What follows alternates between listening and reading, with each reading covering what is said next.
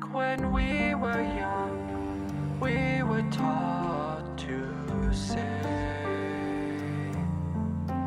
that the worst of times were meant to be that way. But at least you know, somewhere beneath the sand, that no matter what, I'll always hold your hand.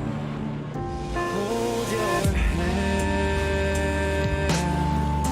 Hold your hand. That no matter what, I'll always hold your hand. Hold your hand.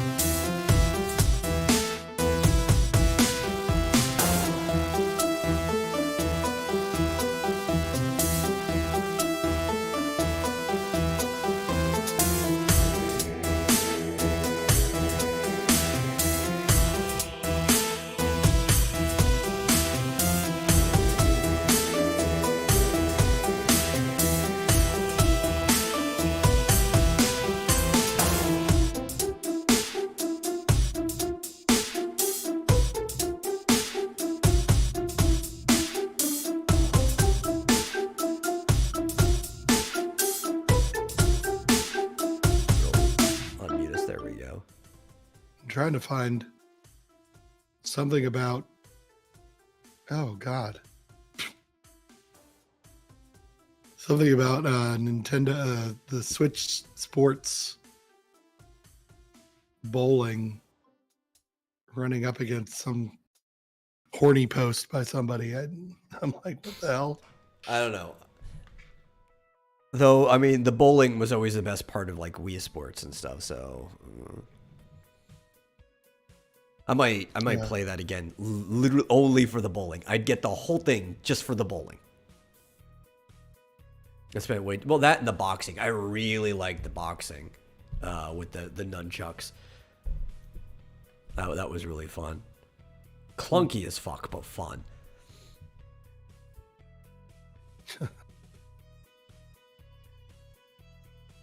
Yeah, but okay, so I thought this was a dumb idea right here, right? Especially because it's geared towards a Gen Z audience, and I don't think this is going to be something for a Gen Z audience. But like you know Saturday Night Live, right, or the concept of sketch shows and things like that, and they've kind of I like sketches, but these sketch shows are well past their prime. Mm-hmm. None of them do well. I don't even know if you can make one well now with the internet, because you could just put out individual sketches. There's no reason to have like this big blocked show for it. But FaZe, the FaZe gaming clan is launching an SNL style show on Twitch called Unfazed. That will be starting in June. Geared with humor towards the Gen Z audience.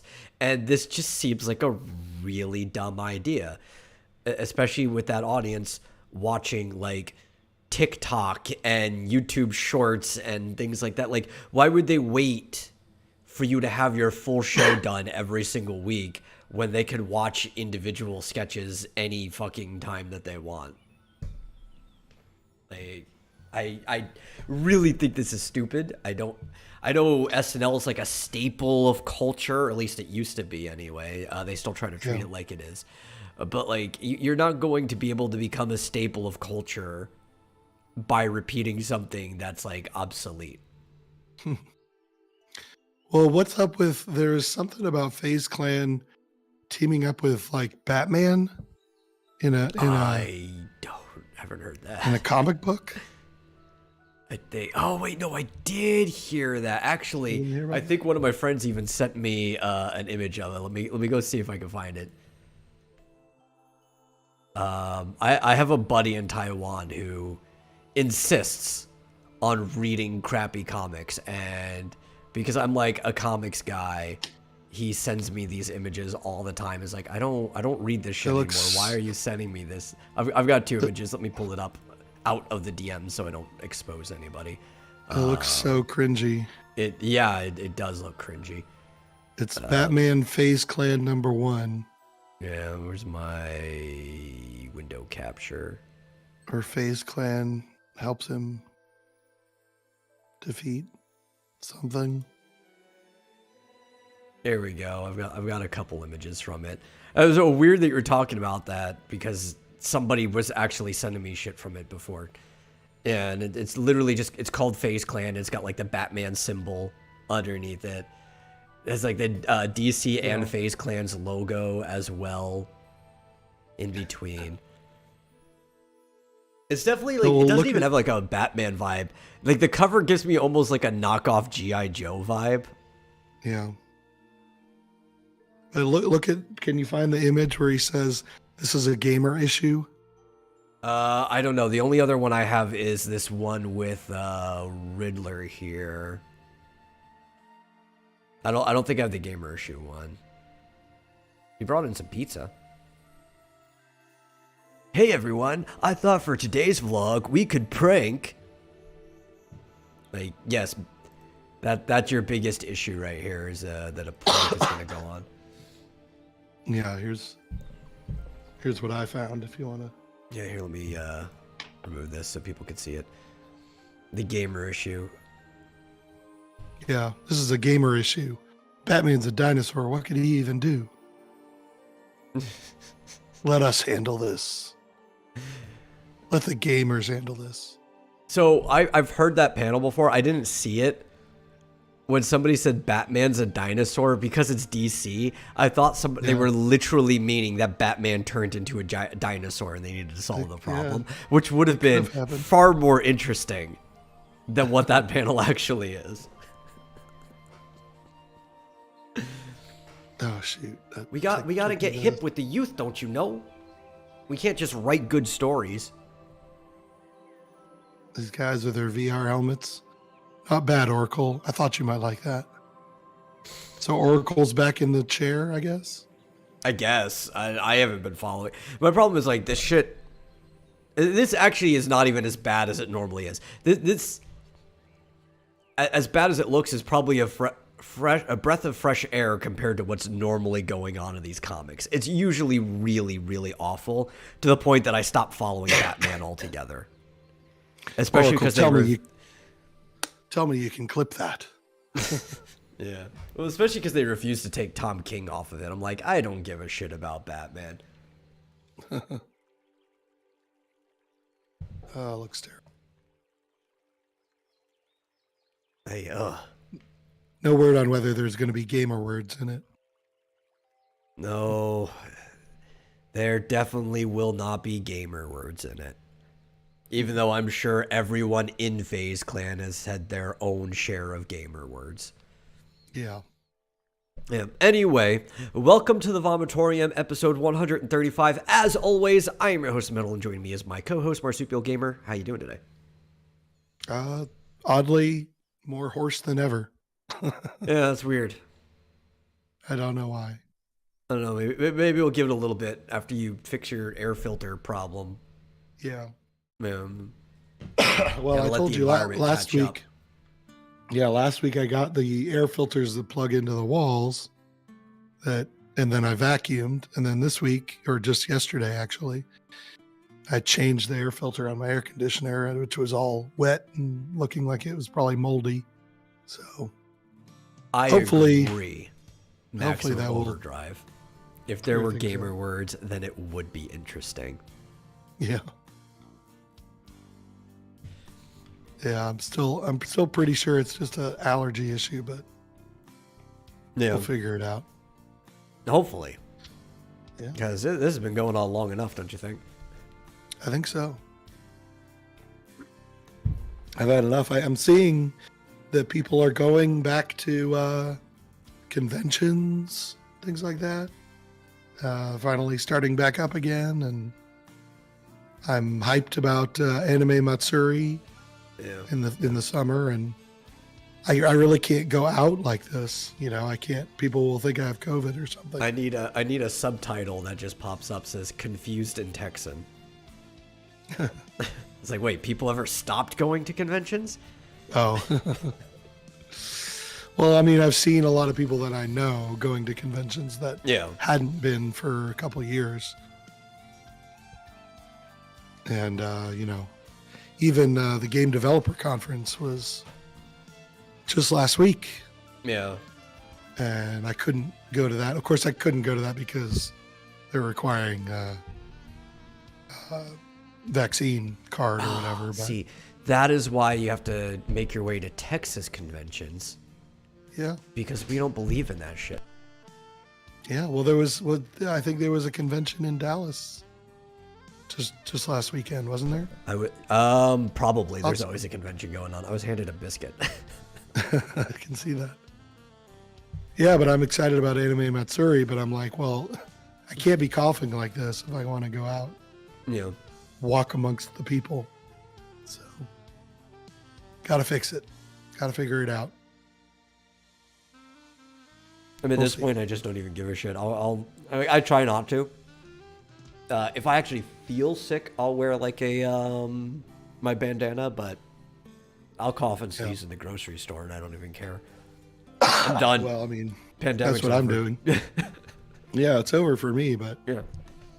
Well, I mean, the thing is, even if it had nothing to do with that, I can't like go out with people and go to a bar and go to dinner and just be coughing and hacking the whole time. You know, it's embarrassing. So. See, I see. You have this thing called shame. I can't yes, relate. I do. Yeah. Yeah. No, the only thing that stopped me from going to conventions is the same thing that I always do. All right. People only started recently acting like sickness was a reason to stop going to places. But unless I like have a really strong desire to go to a convention, these things are already always a hotbed for disease. That's why it's called the con flu. And it's like, okay, I don't want to get the flu. I'm not going there unless it's like something I really want to do. And lately there just hasn't been a lot of things that I really want to do. Yeah, I mean, I'm not afraid of either getting or spreading any sort of disease. Yeah, but like, do I want to be out of like full commission for a week for something that I'm not even really going to enjoy? Yeah, no, it's just the embarrassment factor of being hoarse and coughing all the time. So,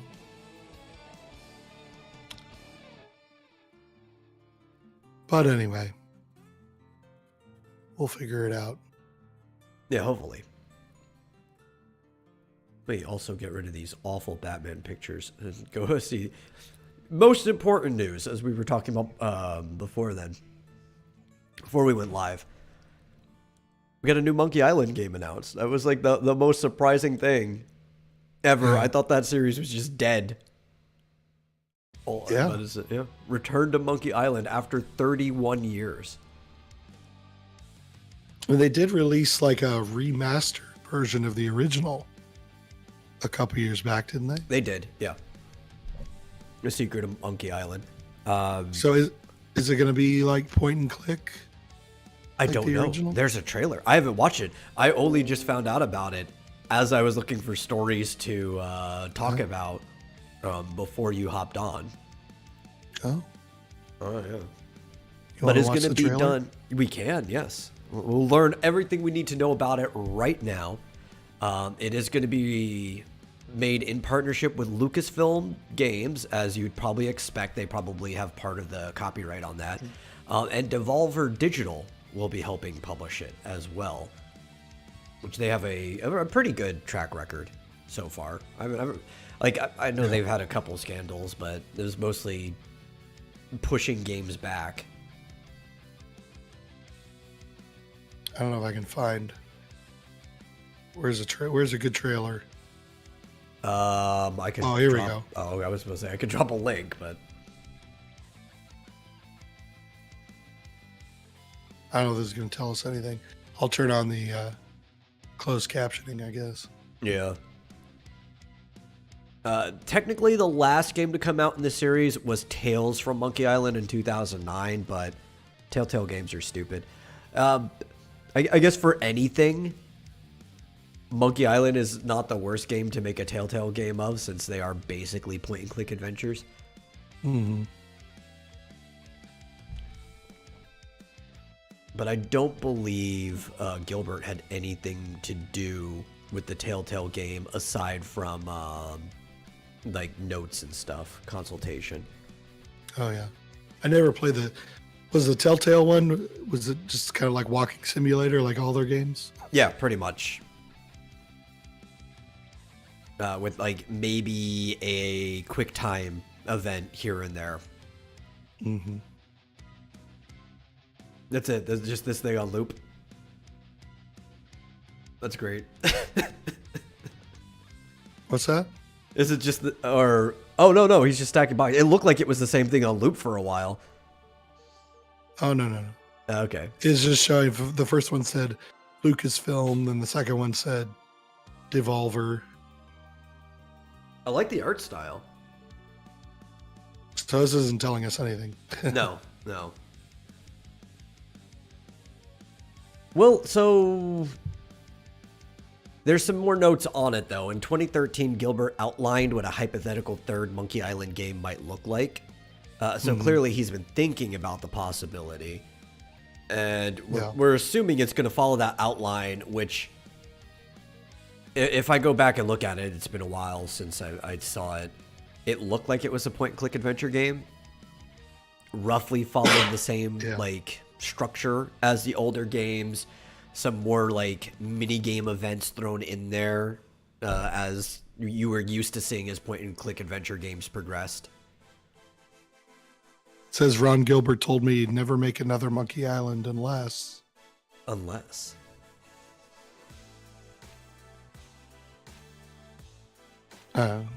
don't know.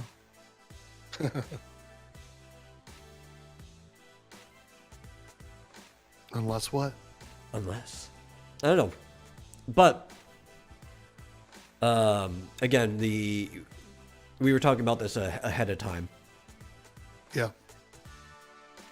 Veteran to the series Dave Grossman is also returning to work on it, which is great because they designed and wrote Return to Monkey Island together. And he was very influential on the direction of LeChuck's Revenge. And it's nice to see them get back together for that. Yeah, cool.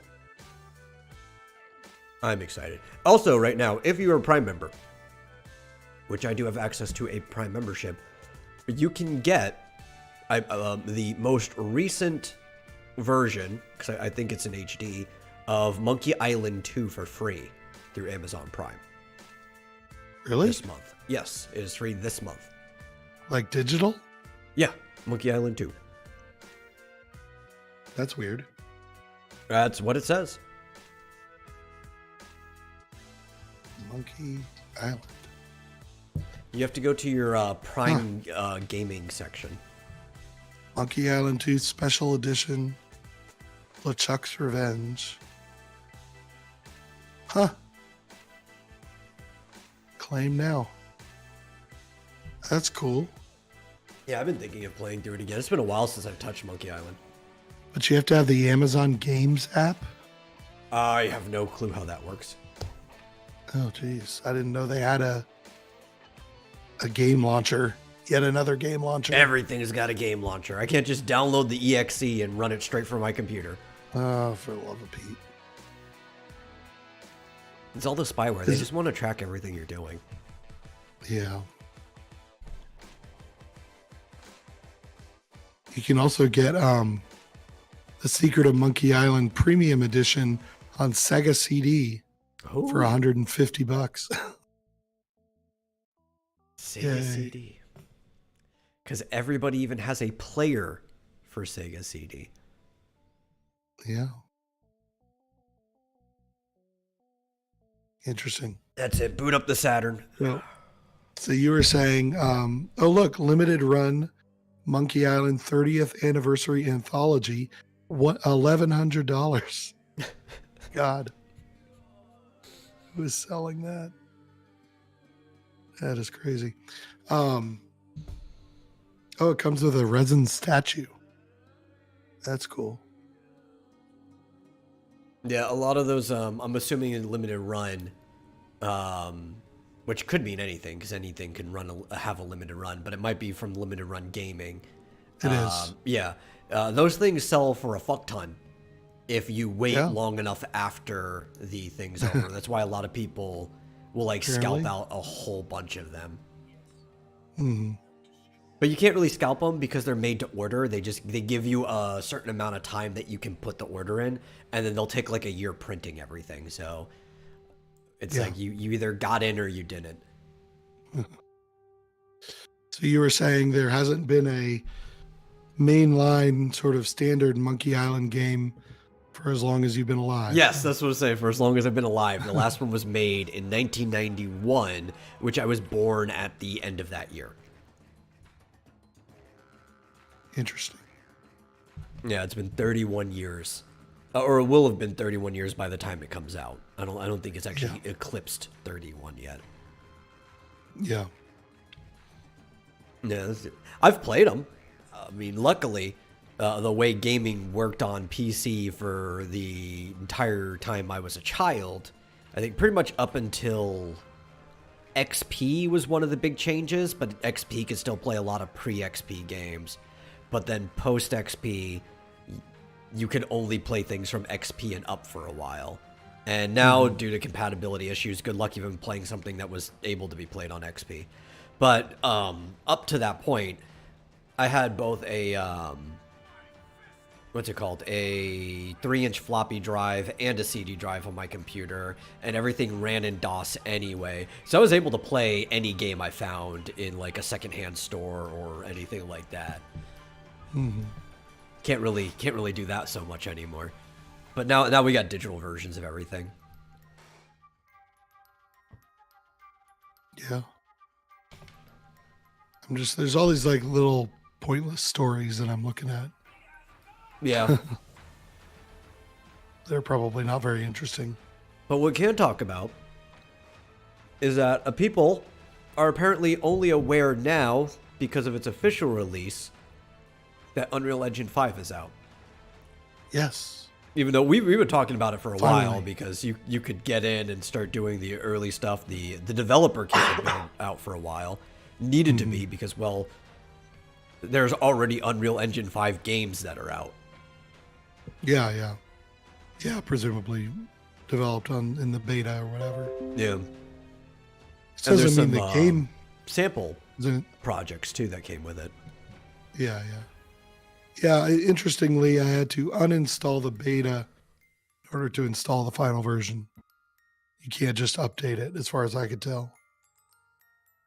Yeah, because it was a different, what's it called? They do, like, the cloud stuff now, like, where everything's connected. So, there was, like, a beta release service that it was connected to, and it's a different service for the main one. I'm sure there's something they could do to just force it to boot over to the other service to patch it. I guess. But it was probably just easier to have you uninstall it and install it from scratch. Yeah, I mean, because I went to install it and there was like a link and it took you to the website and it said, on the website, it said, go back to the Epic Games Launcher. And I'm like, there's no button. What am I doing here? So then I uninstalled the old one and the button popped up. So Yeah. there are a lot more sort of base samples that come with it, because I think the original, the beta just had a couple of different. It had like the samples you tech can demo start thing with. for the most part, which I'm kind of upset with. I think we've talked about this before. Their tech demo that they were doing for this one was like this kind of like open world adventure hack and slash game, which is like the thing right now. But for every version of Unreal up to this, they had made an Unreal tournament to go with it as like the tech demo. And we don't get an Unreal Tournament 5. I'm like, what the fuck? I love Unreal Tournament. Oh, dang. Yeah. It's so disappointing.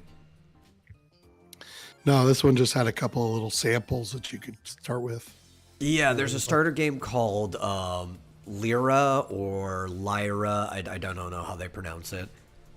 And there is a city sample pack where basically it's a city that you can explore. Yeah. It's got pre-rendered buildings and everything. It also comes with separate buildings, vehicles, and crowds that you can put in places. All the crowds generated from MetaHuman, so you can go in and edit in the individual NPC model that you want if necessary. Yeah. MetaHuman's great. Like, there's a lot of things I shit talk on Epic and these big companies and stuff, and everyone's like, more graphics, more graphics. I am genuinely impressed by just the technological feat that is MetaHuman. Yeah.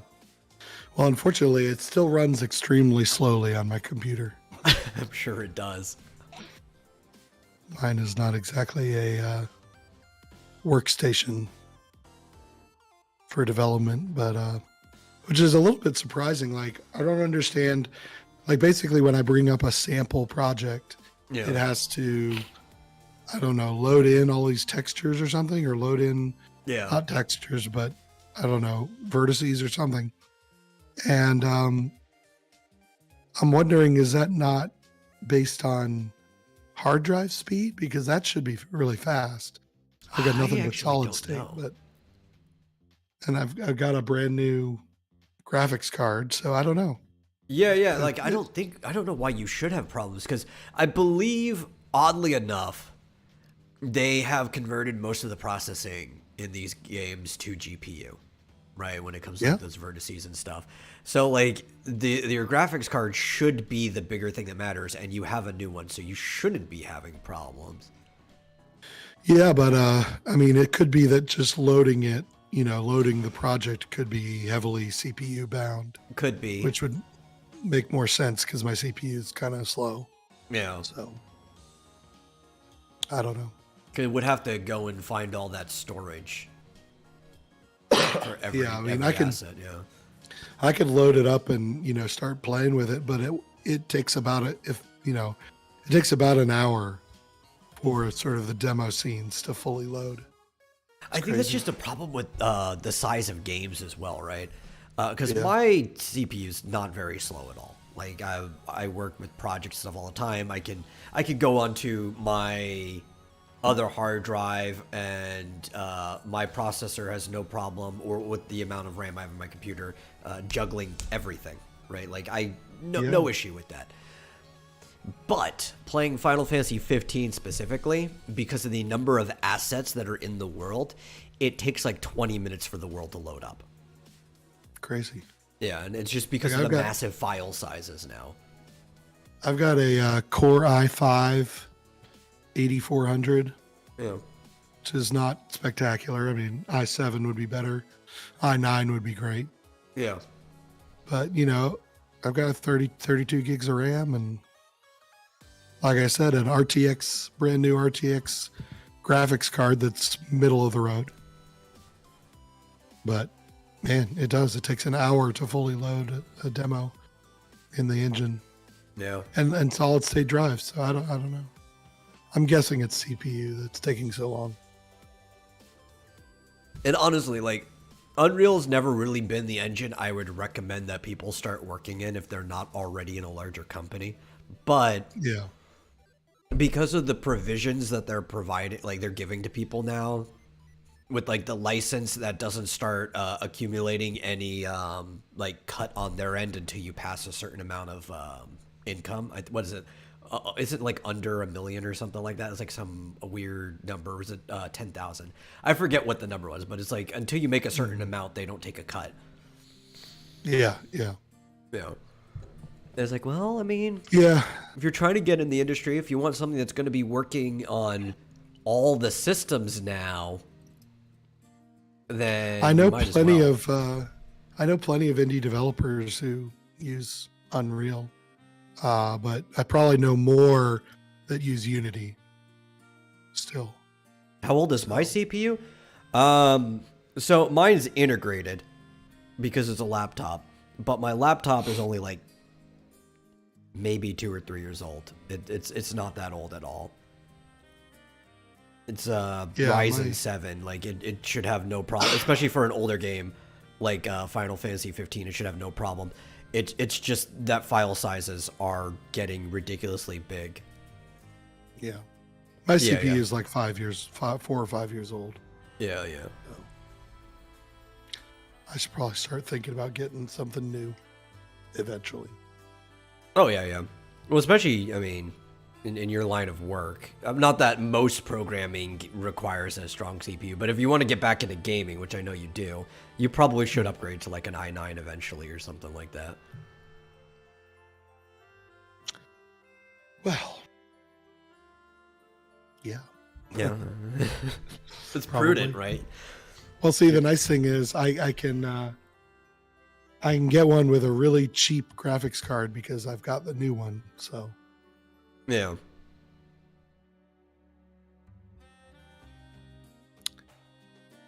but anyway, there's a new fan-made Evolution. Did you see this? No, I did not. They call them fake mods. Yeah. Fake mods. A ground type evolution for Eevee called Dustion. Yeah, Dusty. Dude, so Eevee is the one who gets the most fake mon for because everybody wants every type of Eevee, right? So like people make their insect types, their dragon types, and stuff like that. There you go, Dustion. Oh god, the bone being grabbed by the tail. It's awful, just awful. What's up with people? Someone just posted it on Twitter? How did that get like a story on? I have no clue. It's slow news day. They need to fill it. Yeah. Oh, Dusty. All right, enough of that. Yeah. Oh man, see, I want to work on games, but I don't want to work with these big engines. Possible. I don't know. Well, I don't know. You can make something like Octopath with Unreal Engine because that's what they used, and Octopath looks amazing. Yeah, but I mean, you can't just do it. I mean, that takes a lot of work, right? They essentially created their own framework or their own. Yeah, they made a framework in the engine, and then also all of the assets that are needed for it as well, and it's a lot of work. I'm just like, yeah, I want to make simple games, but then I see something like Octopath, and it's like, I wish RPG Maker was more flexible. I wish that you could do different types of battle systems. Yeah. Because like, instead what of if you? It's basically the Final Fantasy / Mother type, Yeah. And all you could do is change where the assets are and stuff like that. Yeah. What if you wanted to do? And see, I'm not even sure that you can't.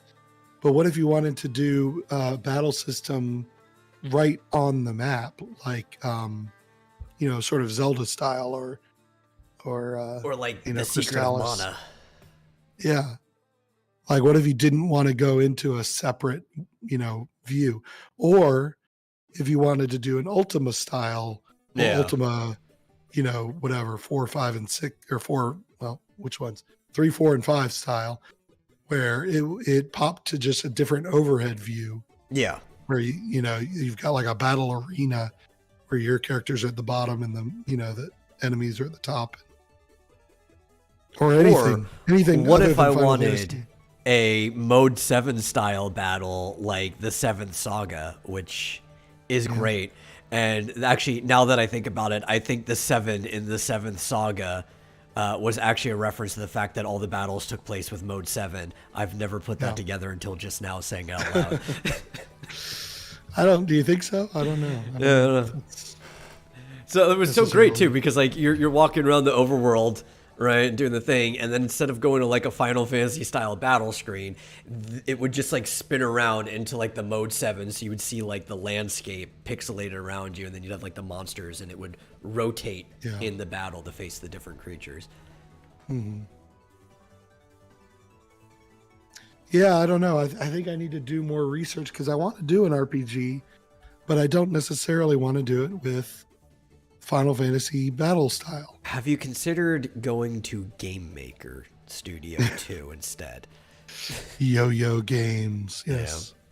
Especially because Game Maker Studio 2 is fully compatible with the Switch.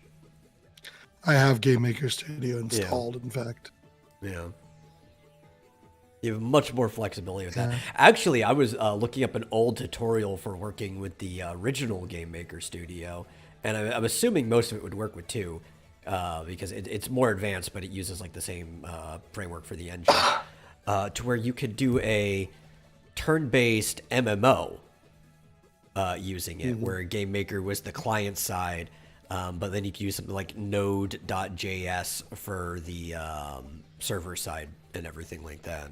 Yeah, I know Node. You know, it's funny, if I end up, using Game Maker, did I ever tell you the story about my employee who kept pushing Game Maker Studio, who kept like trying to like in like interviews and stuff and talking to people?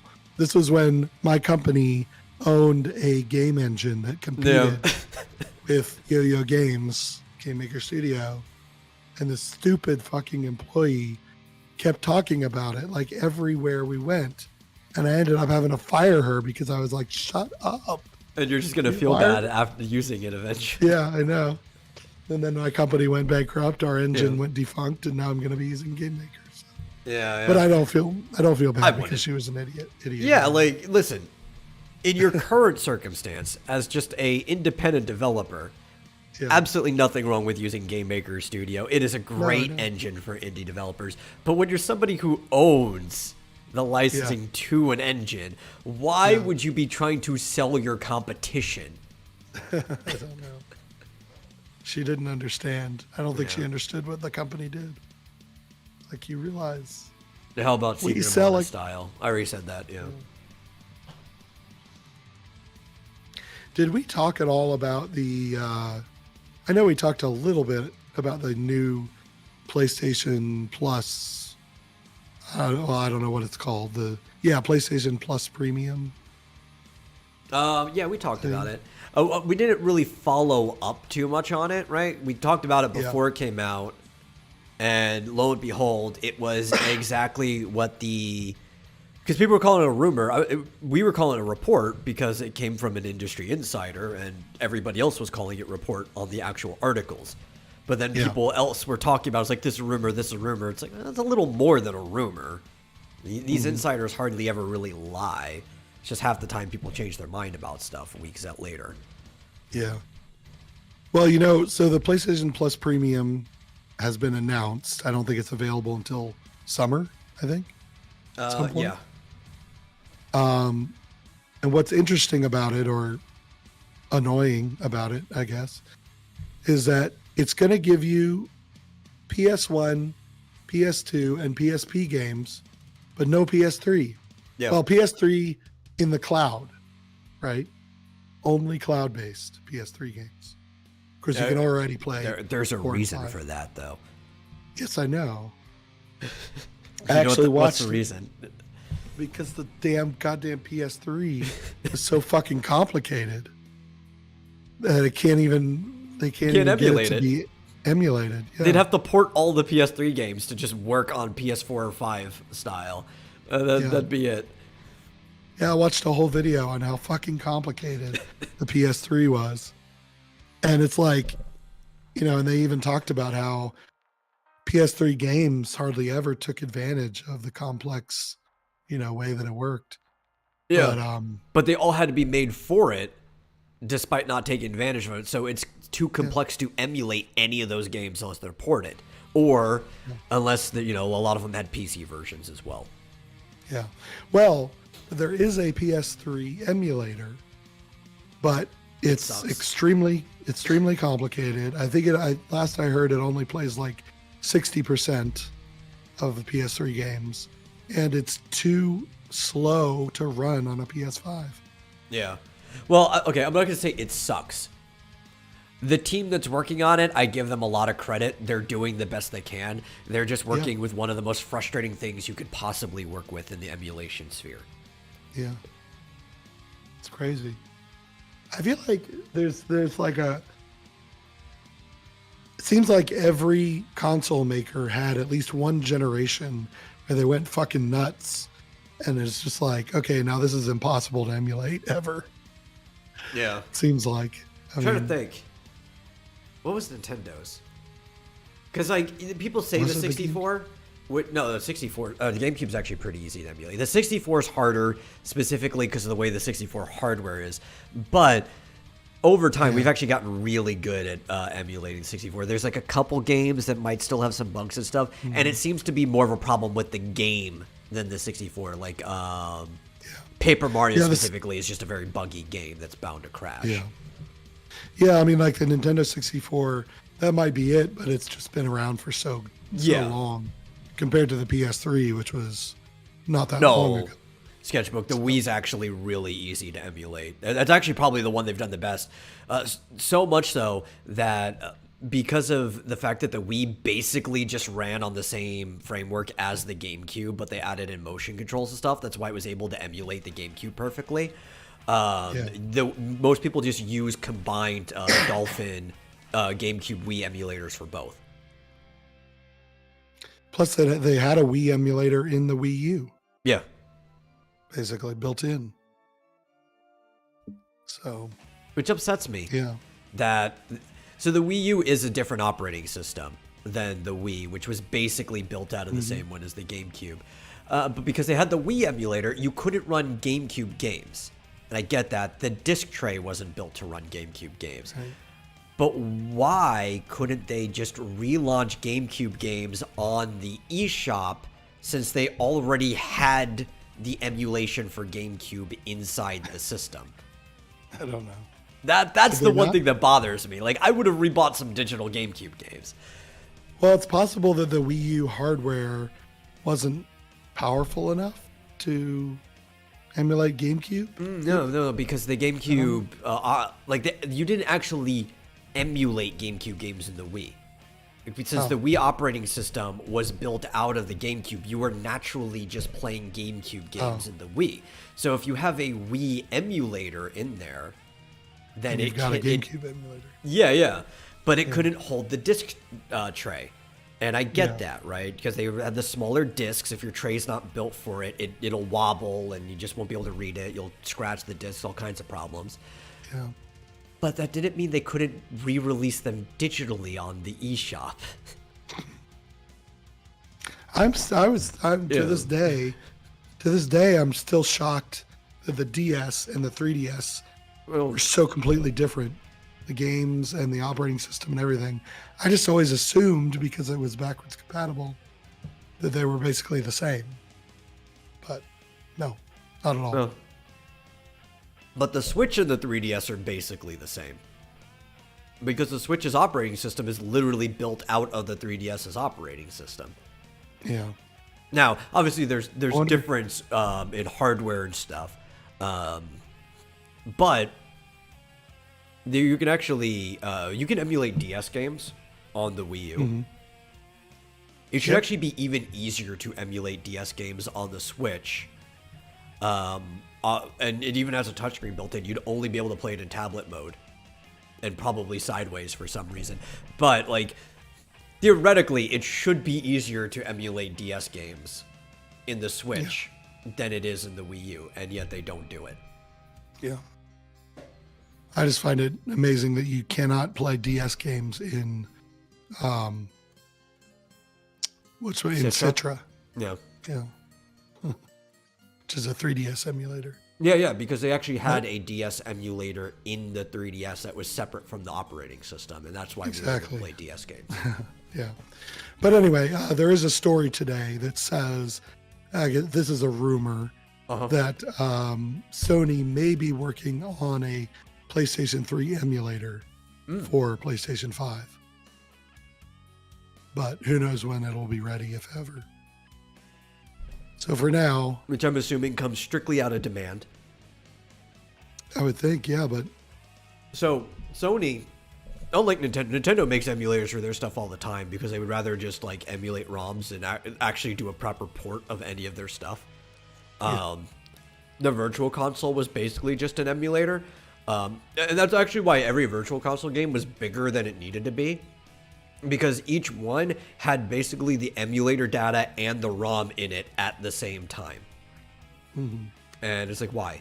Why Nintendo? Unnecessary. But now they've got the Switch Online, which does the job for you.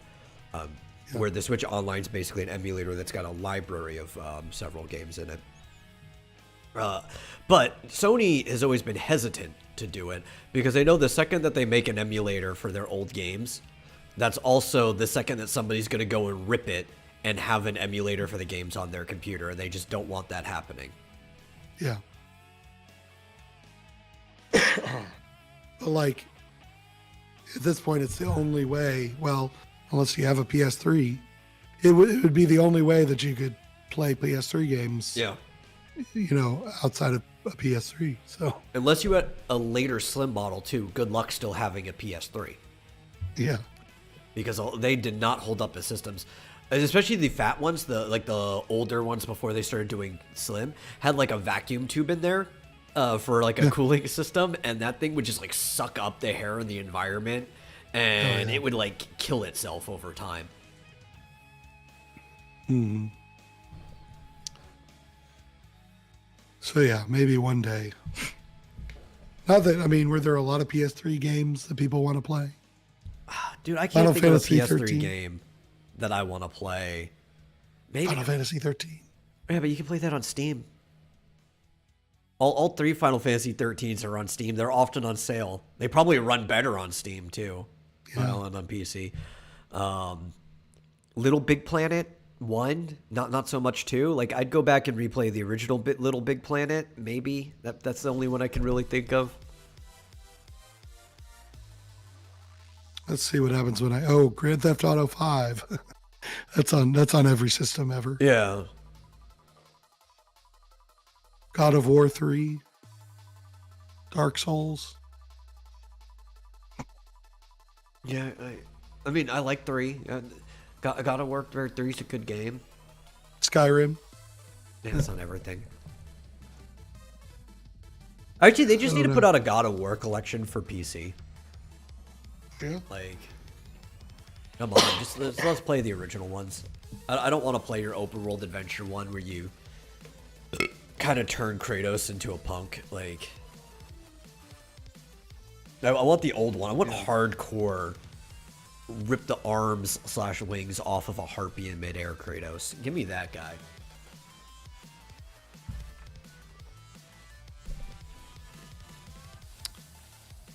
So anyway. Yeah. Maybe one day. Maybe. I think my ex-wife still has my old PS3. She didn't throw it away.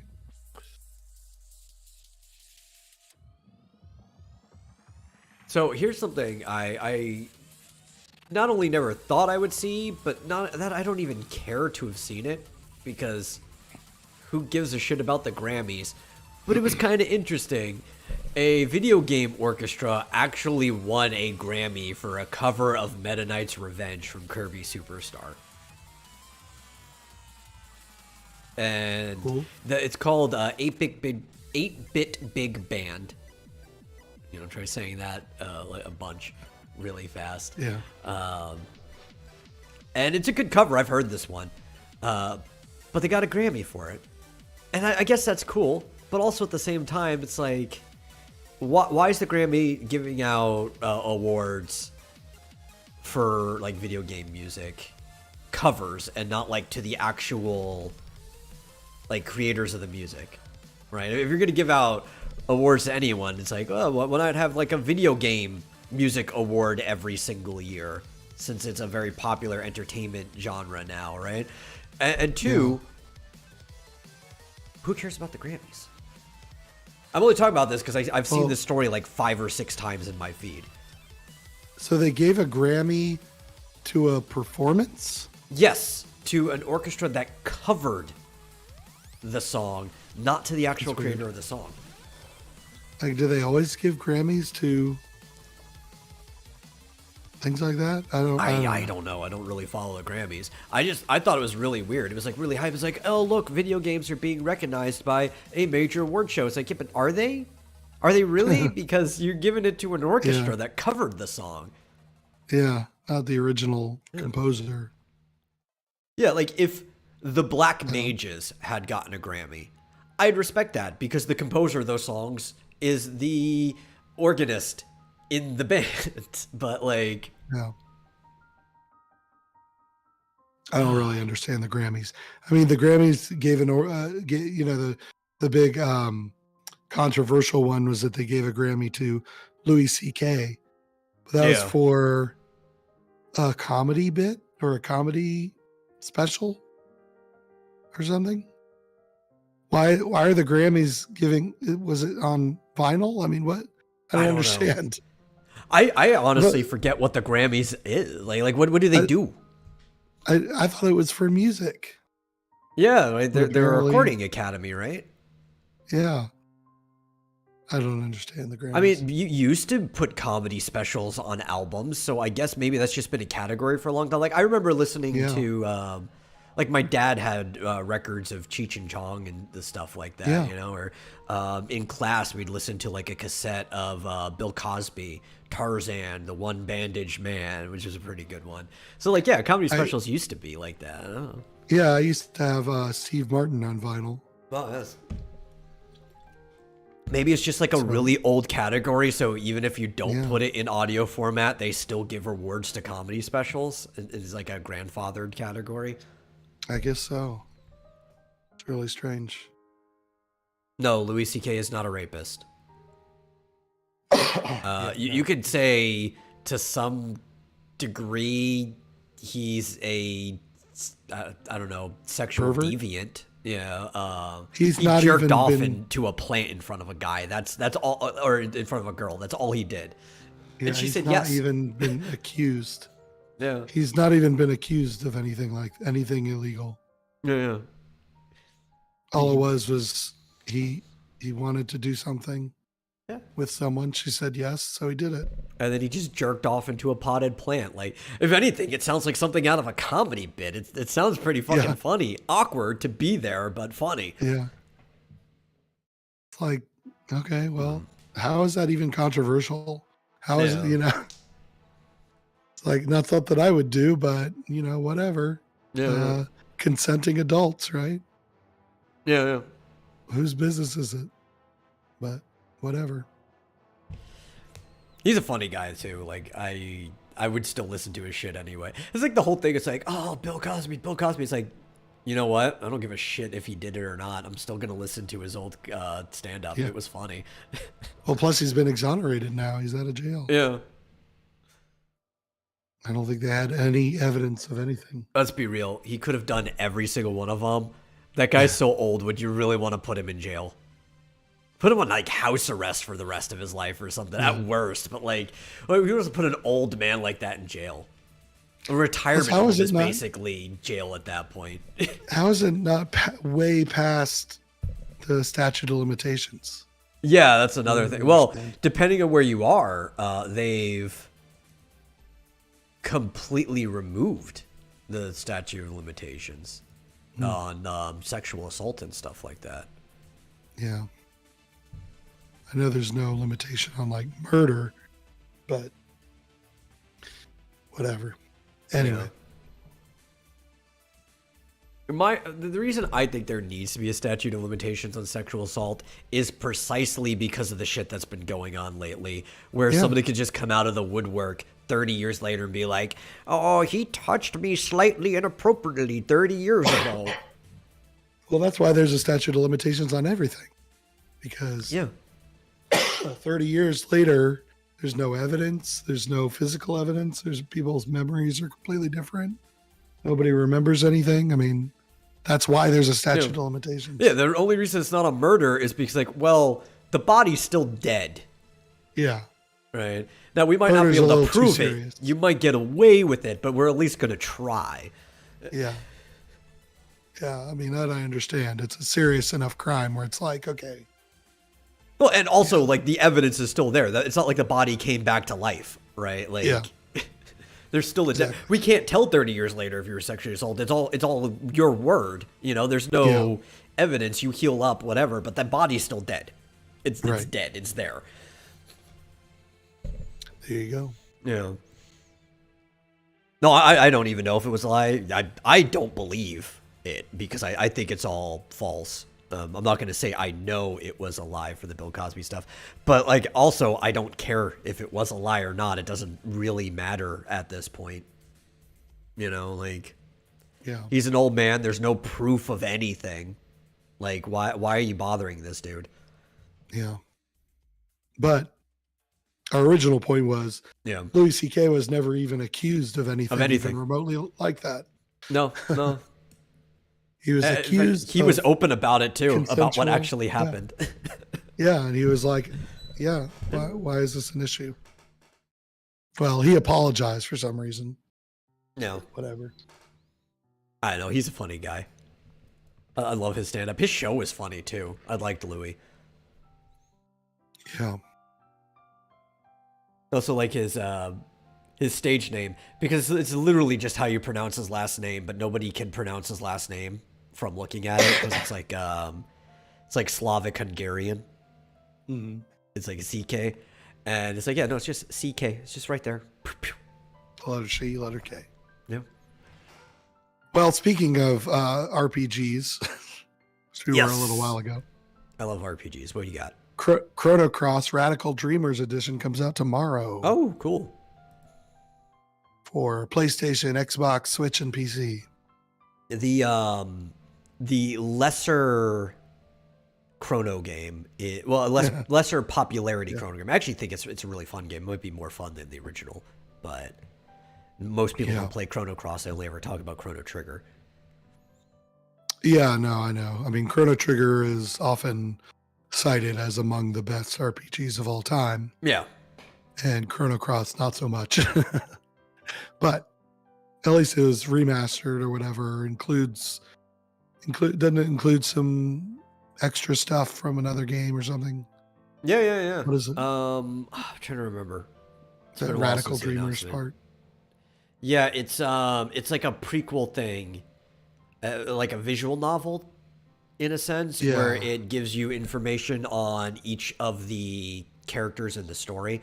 So you could go through, it's like data logs, you do pick decisions in like a visual novel type way, but it's basically just expansion to the story. Yeah, was that like a Japan only release? I think so. I don't think we ever got Radical Dreamers here. This is the first time you get that included. Yeah. So it was a PlayStation 1, it's sort of I guess similar to like Final Fantasy VII in terms of the gameplay, I think. Yeah, very, very similar. So, trying to capture some of the stuff from Chrono Trigger, there is like a couple like team-oriented things that you do that depend on like who's on the field at what time and what order your characters go in. But other than that, it pretty much it was built in the same engine that Final Fantasy VII and VIII were built in. Yeah. So that's cool. I was thinking about playing Chrono Trigger on my channel. Oh, yeah. Because I'm sick of Elden Ring and I still don't want to play Final Fantasy VIII.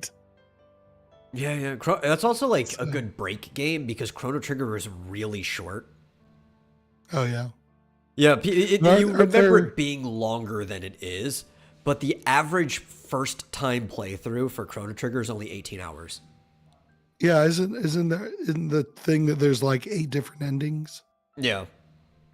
Well, because you have to New Game Plus as well to actually get everything. Yeah. There's like a million different endings, but you don't have to do all that. So. Yeah, you can actually just rush straight to the end. There's you can time travel early because you actually don't need to grind in that game. And I think you can actually do it in like a couple hours. Like it's pretty fast to speedrun that game without having to like sequence break, because it's actually built into the game that you can skip forward at a certain point. It's like a decision, and it makes like the game way shorter than it's supposed to be otherwise. Yeah. Well, I might do that, and I've never played Chrono Cross, so it might be interesting. My only problem with Chrono Trigger, my single problem, and you know what? Once again, people have probably heard me shit talk this guy before. It's a Ted Woolsey problem. Oh, Woolsey. Where Ted Woolsey was the lead translator for Square Enix of North America back in the day, and he led the translations on Final Fantasy 4 and 6, or as we know, 2 and 3 at the time here. Chrono Trigger, I believe the Super Mario RPG, which was mostly made here, but there was a lot of Japanese that needed to be translated, and Secret and Trials of Mana. He was basically like the SNES Square translator. And he's the reason people like Tina got named Terra instead, or why Gilbert got named Edward in Final Fantasy IV, even though there was already a character named Edward in Final Fantasy IV, which is Edge. His actual name is Edward. But in this case, more importantly, there's a companion in your crew who talks in a Renaissance accent. It is the way he speaks with thous and ye's throughout the whole thing. And then when you go to his village, nobody else talks like that. It is only him. Just the one frog guy. Nobody else from where he's from talks like that. It's just him. And it was just a fucking Ted Woolsey idea that he should talk like he belongs in a Ren fair. Yeah. Like, why, Woolsey? Why? I've heard that one of the remakes takes that out, though. I haven't played it. I've only played the original. I would probably enjoy the remake more. It's not like it harms necessarily my enjoyment of Chrono Trigger. I don't even let that deduct any points or anything. It is a stellar game. I would say as far as RPG goes, I actually give that a 9 out of 10. I don't give many things even a 9 out of 10. But that was like the one problem I have. I'm glad that there's versions that have fixed that. Yeah. I think the iOS version, they've gotten rid of that. It makes no sense. He talks like normal. It's like you either make him talk like that and then make the rest of his people talk like that too to match, which would be kind of okay. But then you're going to come up with the same problem I have with Hana and her people in Octopath Traveler, where it's just not done very well. It's like, why do they speak like this if they often travel to the rest of civilization and talk to other people? Or you do what they did in iOS and you leave everyone in his town the same and fix him to match. Mm-hmm. Well, he could just be a weirdo. He could. I mean, but then you got to explain that he's a weirdo. Like, have other people yeah. talking about him being a weirdo in town.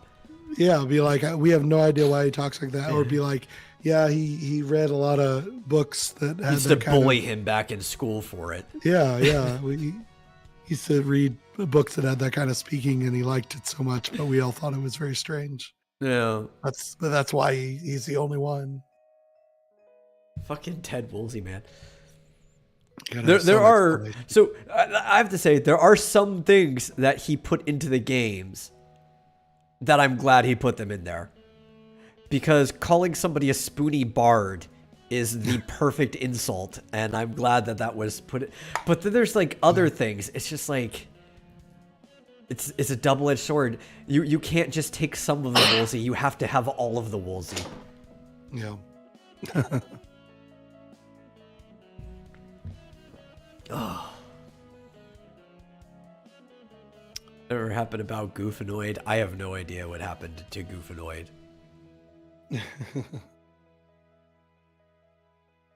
Oh, I don't know. Yeah. So, we kind of glossed over this, but, I think the fact that they're bringing Vita games to the PS5 seems like a big deal, right? I mean, from what I've heard, the Vita didn't do very well, but it had some really good games. Yeah. So this actually might be the one reason I would get a PS5 for this right here, particularly. Dissidia Final Fantasy Duodecim. Mm-hmm. So the Dissidia Final Fantasy games are probably my favorite fighting games. And because they're not exactly fighting games, right? They're not like your traditional 2D fighters or even traditional 3D fighters. They are arena fighters. Where third person, you control your character, you're running through an arena. And they use Final Fantasy characters, but they play like Kingdom Hearts. So you're like jumping up, a bunch of like vertical aerial combat. Yeah. Cloud with his Buster Sword fighting Kefka. Like, you just thrown a bunch of characters from different Final Fantasy games together, but you have to level them. So instead of like jumping straight into versus mode online, that would be suicide. Because you could be like a level 5 guy against somebody who's like level like 99, right? So they actually incentivize you to get good at the game by playing through the entire storyline first to level your character, and then you could go into multiplayer once your characters are maxed out and be like, okay, I could take people. And the battles were really fun because of that, because everybody was on like the same page, unlike the modern Dissidia, which is a 3-man crew fighter in an arena that took away most of the combat. They had to simplify it since you're fighting in a crew, and there are no levels for engagements, and it's actually really boring by comparison. Why, Square? Why the fuck did you do this to me?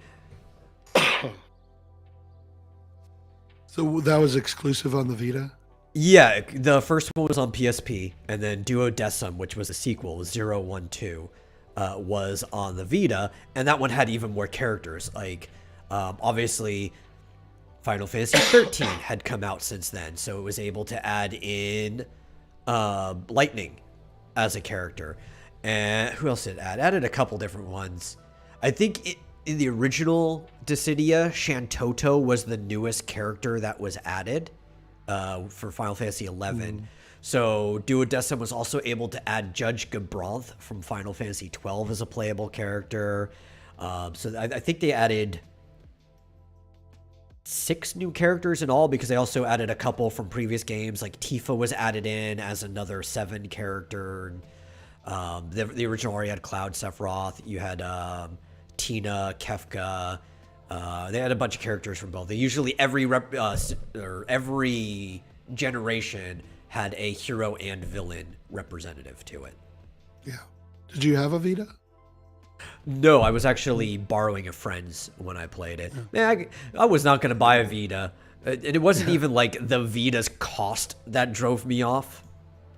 Mm-hmm. The big thing, and also I played more of an emulator later. You guys can actually emulate the Vita pretty easily right now. It's a very emulatable system. Same with the PSP. Yeah. But I was going to buy it because of the what's it called? The memory. So instead of using SD cards or micro SD cards like anyone else, they had their own memory chip that you had to buy, a Vita-specific memory card that was slightly bigger than a micro SD, and it was super expensive, where it ended up costing anywhere from 3 to 10 times as much as like a micro SD card of the same size at the time. Yeah. It's like, I'm not going to pay a fucking $100 for 64 gigs of memory. That's ridiculous. Yeah. That was part of my push away from Sony, honestly. Because at least the PSP, the memory was just a micro SD card. You just put that in there. Like, Did you ever play Phantasy Star Nova? no, I didn't. I should. Oh, Especially you know 'cause what? everything's That emulated. was a Japan exclusive. Never mind. I'm sure there's a fan translation if I wanted to emulate it, but no, I never did. Now, one thing I I'm did looking play through. on their portable, which we need another one. It's a series that's basically dead in the water, but I loved it. Talk about arena fighters. It's actually more of a party game than anything, but it is a fighting game, and it's called Power Stone, where like you and a couple other people would be in like a isometric arena jumping around, and you'd be fighting each other to try to collect these power stones, kind of like a Chaos Emerald or a Dragon Ball type way. And when you get all of them, your character kind of goes like Super Saiyan. You go super powerful, unleashed, and you just start killing everyone. And you're trying to like rack up points by the end of the game. Power Stone was a really fun game, and we have not had another one in like a decade or whatever. It's a shame. Apparently, there was a Mortal Kombat on the Vita too. That was pretty good. Yeah. That sounds interesting. A lot of games that I'm sure a lot of people have never played. Yeah, but then like I just thought to myself again, why would I get a PS5 to play Vita games when I could just emulate them? They're very emulatable. NetPlay actually works really well on the Vita, as you know. I don't know. Not everybody is. savvy enough to emulate, I suppose. I guess, yeah. Well, no, if other people already have a PS5 and they want to play it, or we're planning to get it otherwise, it's just a really dumb reason to get a PS5. Yeah. Right. Same with, like, any of those old games. Like, I'm sure you might have missed out on it. Whatever. Cool. But you shouldn't get a PS5 unless you actively want to play PS5 games. Everything else should just be a plus. Because it's not worth dropping the money. If, like, I'm going to go play these PlayStation 1 games. Like, I mean, I could get a PlayStation 1 from a used game store pretty cheap. Or I could just emulate them all on my computer because PS1 is very easy to emulate now. You get the BIOSes from any site.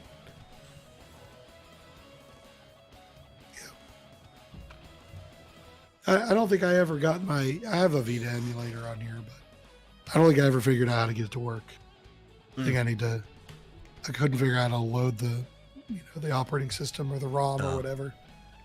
Yeah, maybe I'll help you troubleshoot that someday. It's pretty easy. I don't care. Well, if there's a game that you feel like actually playing, but I think the reason you got it is I was telling you this game's actually worth playing to get the Final Fantasy 4 for Vita that came with Interlude, and that's literally the only way you could play that story. Interlude hasn't been anywhere else. You know what I did? I put it on here, or maybe it came on here. Oh, okay. But I can't get it to work. It's like the only one on here that I can't get to work. Yeah, you probably wouldn't have so much of a problem if you were loading it up directly on your computer to play it, but I could see why you might have problems with that. I think I couldn't. I tried it on my computer too, and I couldn't figure it out. But I didn't try. If I really wanted to, I'm sure I would. Yeah, you look up a YouTube video or something like it. It's not that hard. Yeah. Yeah. I just, it wasn't immediately apparent how to get it to work. Yeah. But it was a good system. Yeah. Well, the software was good. I can't say that memory thing alone kills the whole system. I think that's why most people didn't get it. It was like I could get a 3DS that uses SD cards for memory. And SD cards are cheap as fuck. And everybody's got a 3DS already. It's got the Street Pass, so it's got the social function. And I want to be part of what everybody's doing. Or you could get the Vita that already hardly anybody has. There's not much of a social function for it. And you have to pay out the ass to be able to store your games. Yeah. They pretty much shot themselves in the foot there. Yeah. That was it.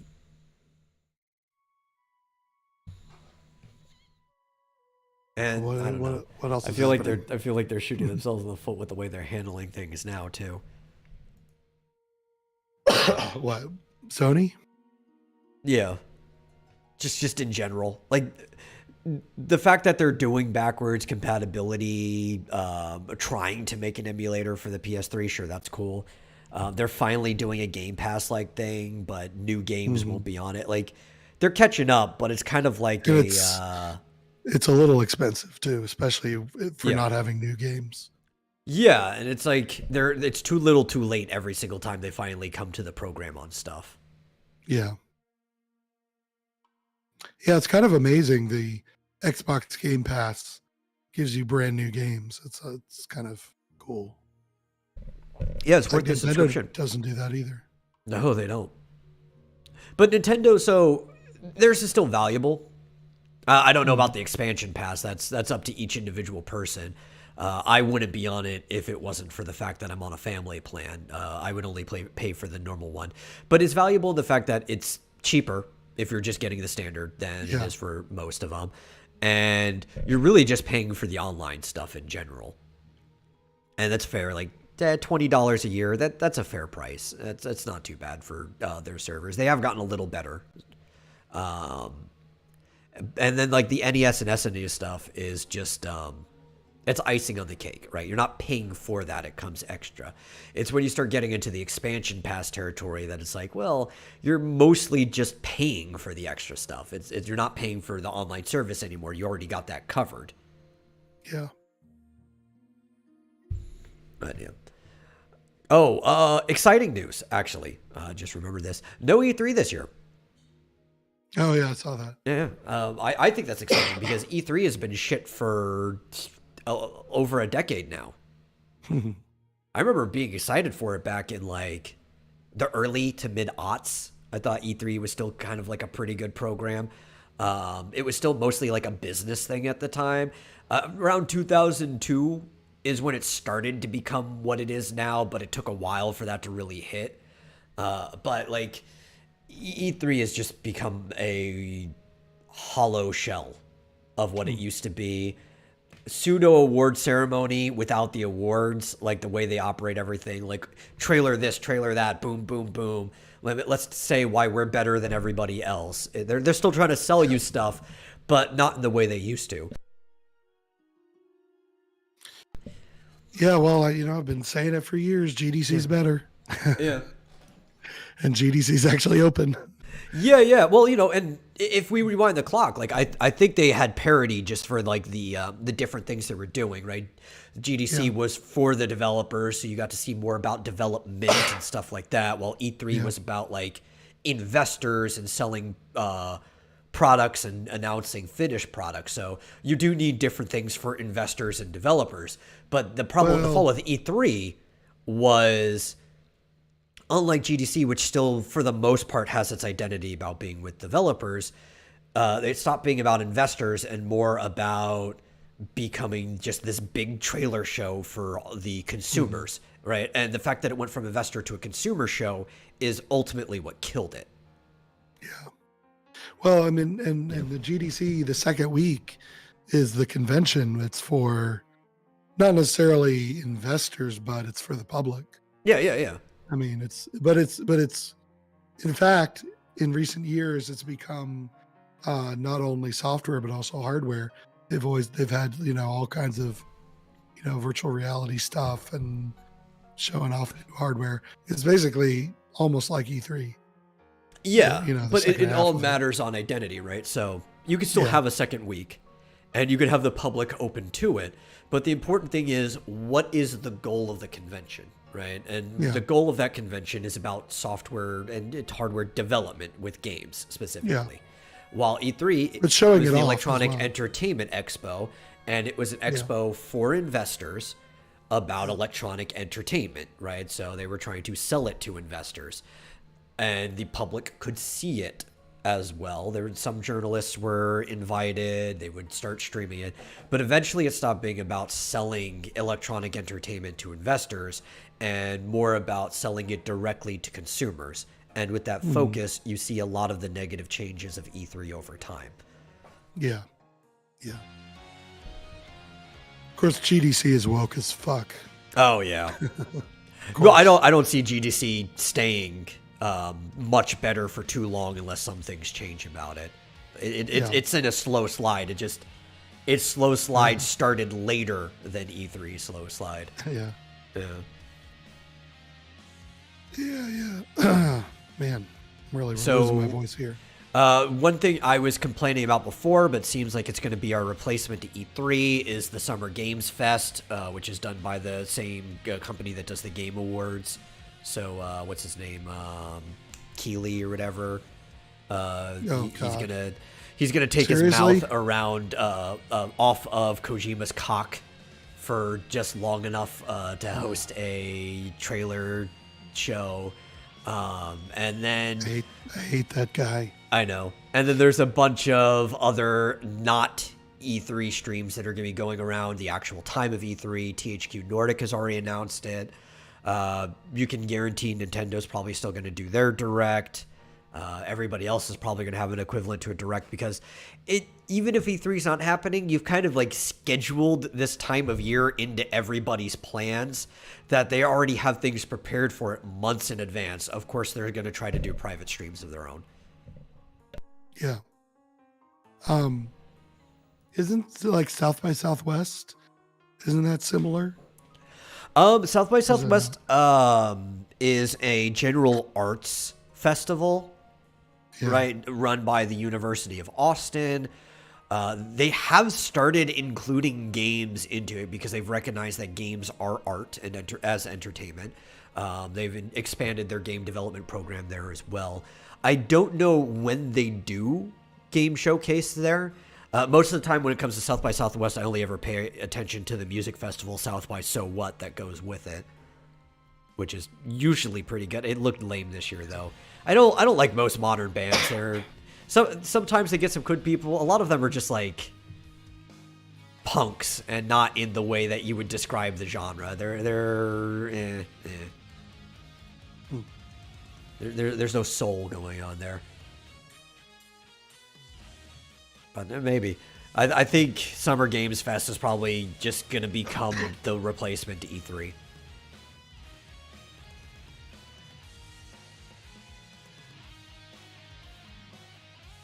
Yeah. Yeah. So is there not going to be an E3 next year either? I don't know. They just said not this year. We'll have to find out whether they cancel it again or not. I think maybe they could survive 2 years in a row. Maybe that's pushing it. If they cancel 3 years in a row at any point in time, I think that's just the end of E3. I think the third cancel would just be an indefinite cancellation. Yeah. And at this point, good riddance. You know what I think helped destroy E3, to be honest? If I had to pick a single thing that would cause the spiral for E3, it was G4 TV. Oh, really? Yes. Because back when it was still Tech TV, yeah, they did show a lot of the E3 stuff. That was back when it was still very investor. But who watched Tech TV? Most people didn't start watching it until it was G4. I remember a little bit of Tech TV. I remember a bit of extended play before it became X Play. But once it became G4, when they did the merger, that's when it started getting crazy. They started hyping up the whole week. And then with the, you can even argue Spike TV was more of a problem because they had bought G4 at a certain point in time. When Comcast was running G4, that's when E3 was like overblown and they were selling it to everyone and it became this big bonanza. And because they had this airtime on TV, everybody started trying to sell directly to the consumers instead of to the journalists that were relaying things and stuff like that. Like, I would say G4 is actually the reason E3 became what it did. Yeah. And it probably still would eventually happen because streaming and YouTube that was going to happen regardless. It just would have like pushed it back. Right. I think that's actually probably the reason why it's taking longer for the Game Developers Conference to hit, because it never really got the airtime that these other conventions did. Right. And it took until you could stream the public section that the people who've been ruined it took interest in it. Mm-hmm. Well, G4 TV isn't going to be, There's no G4 TV anymore. It came back, exactly. It ended, it's just X-Play. They rebranded the streaming channel to just X-Play. Yeah. But it's not going to be helping any conventions now because nobody watches it. There was a Smash Invitational on G4 immediately after Summit. And most of the people who went to it were the same people who just placed in Summit. And nobody watched it. Maybe some people watched some VODs afterwards because nobody heard about it really until last minute. And immediately afterwards was the day that they just rebranded to X-Play. Like, clearly this is the only thing that's doing anything for us. And it's only on Twitch. Like, YouTube is strictly a VOD channel. They I think, renamed the page X-Play as well. And it's just because Twitch is super left-wing with its politics. So it was doing okay there. Not even great, just okay. Yeah. Hopefully they have more girls in ball pits and such. They started doing stuff like that again. Like, almost immediately after the numbers started dropping, they got like some e-girls or whatever to come on, and we're doing sexy things with them. And it's like, they had your legacy. Yeah. You should have been doing this from the beginning. You got to know your audience and who you're attracting. Yeah, really. If they had done that kind of stuff from the beginning, they might have, built an audience before they sort of ruined their own reputation. Yeah. Oh, well. Again, I don't even know. Like, there was a way that G4 could have come back, and it would have been okay. And I even talked about, like, obviously none of their old programs can really come back in the form that they were because they're obsolete. If they had, like, maybe a bunch of micro content, right? Like things that only took a couple minutes of time to watch, anywhere between a couple to 10 tops. Right? They were making it throughout the week or whatever. And then you could do like a live show where you have like a host come in, talk in between the content, and you just play it. So people who didn't watch it during the week saw it. You could still have a pretty good live show that way. But you got to like understand how content is being made these days. Yeah. Well, they needed a permanent, what's the word? Charismatic and good-looking female host. Yes. Which they didn't have. They needed. They probably could have used Chris Cirillo again.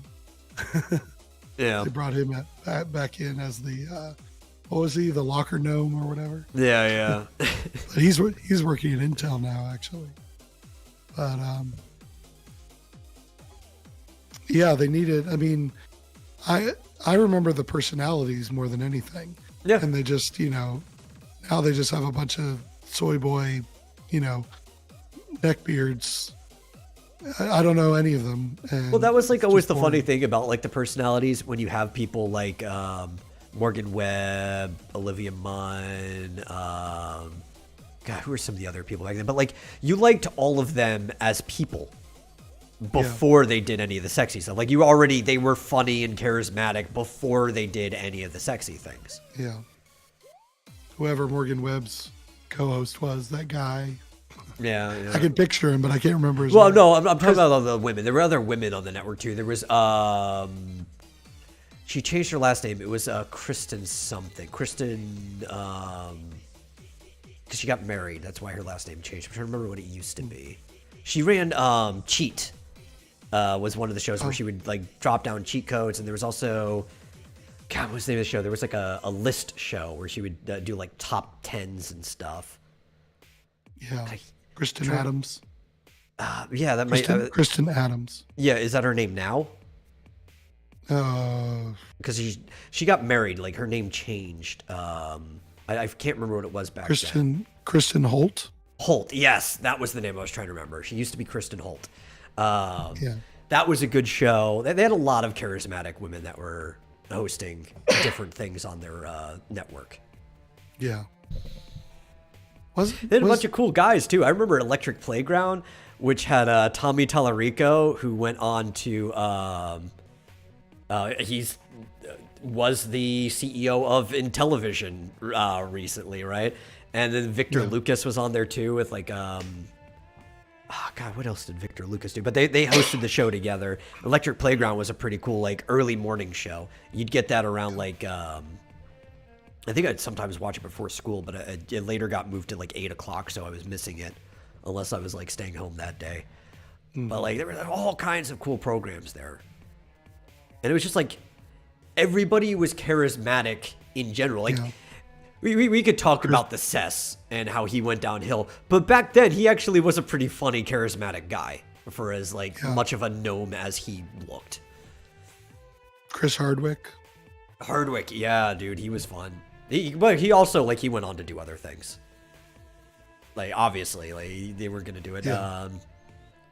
Kevin was always a really good guy too. Mm-hmm. I mean, Jeff Kiley was a co-host. He was. Yeah.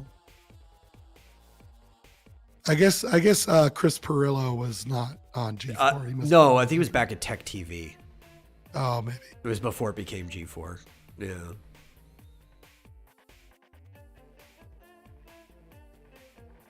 It all runs together. I can't remember. Yeah. Well, because Tech TV, G4 was the merger of like two different stations, but they kept the channel number of Tech TV. Mm-hmm. So if you were just like watching Tech TV and you really weren't paying attention, it would have just one day went from being Tech TV to G4 and you wouldn't have noticed. Yeah. It was a good station. Will Wheaton was co-host of Arena. until Yeah, I never watched 2003. that. It's hard to, like, you'd have to pay me to watch something with Will Wheaton. Yeah. And the problem was, like, I never had a hatred for him from his childhood acting days like most people did. But, like, being online earlier than most people were, right? You kind of experienced his web blogs and stuff pretty early on that it's like, no, I don't like this guy. He's insufferable. Yeah. Oh, you're right. X-Play was originally on Tech TV. Yeah, as extended play, and then they shortened it to X-Play. Yeah. Yeah. I used to watch Tech TV. Interesting. Like, Tech TV was cool. Yeah, I didn't. I did too, but I just don't remember. Yeah. So long ago. Cool. There was actually, which we're gonna have to wrap up in a second, but there was actually a really cool show that, if they should have brought anything back, they should have brought this back. And it was like a live program they did midday because everybody was in the office anyway. It was ran around like a circular cubicle almost with multiple camera angles, so it would keep changing. And it was called, it was G4TV.com, where they would basically live read articles and interact with the people on the website and the forums and stuff. And there would be like a ticker at the bottom. It was almost like a news show. And it wasn't always the same people, but you'd have like 4 of the people who you'd see on the network there. So a lot of times you like Sessler Webb would be there, Pereira or Munn or just anybody else who was hosting a show because they were all in studio. And G4TV.com was a fun program. It was very authentic is how it felt, because you were just people there talking live to you. It wasn't like they were reshooting anything, no takes and stuff like that. Obviously, they were all very mannered with their language that you wouldn't get in a situation where you could have a retake, and so you're looser and like, okay, well, we'll just reshoot it. Like, they have to think about what they're saying as they're doing it. But it was a fun show. I enjoyed it. That they could have brought back. That would have been the format, because they could have interjected other pre-recorded things in between to give the people breaks. Yeah. Yeah. But that's our show. Oh, well. Yep. Thank you all for watching, whether it is now or catching the VOD in the future. As always, I've been your host, The Metal. This has been Marsupial Gamer. If you enjoy the show, please share it with somebody else who might like it. And if you really enjoy it, consider giving a donation to streamlabs.com/Vomitorium Live. It really helps us out paying for our monthly hosting fees. And in the meantime, we'll see you guys in the next episode. See ya.